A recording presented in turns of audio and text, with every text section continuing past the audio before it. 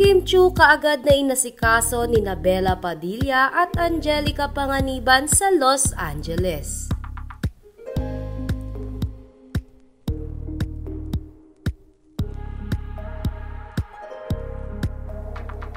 Tila hindi sinayang ng magkakaibigang Kim Chiu, Angelica Panganiban at Bella Padilla ang kanilang oras para makapagsaya sa Los Angeles.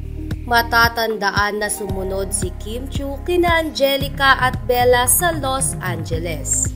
Kaya naman sa pagkasabik ng tatlo sa isa't isa ay hindi na nila sinayang ang pagkakataon na gumala at magsaya. Sa IG story ni Bella Padilla ay makikita na nag-hike sila ni Kim Chiu. Ang pag-hike nga ang nakaugaliang gawin ni Bella sa Los Angeles. Kaya naman, isinama niya na rin si Kim Chiu para may gawin din ito.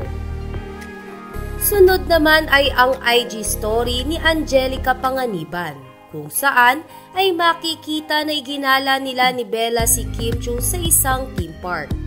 Spotted din na kasama nila ang ilan pang mga kaibigan ni Angelica Panganiban.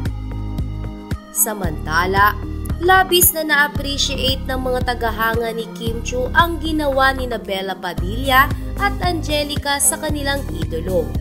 Hindi rin kasi biro na magbigay ng effort sa taong may pinagdadaanan. Kaya naman labis ang kanilang pasasalamat na merong kaibigan si Kim na hindi nang iiwan, gaya ni Angelica at Bella Padilla.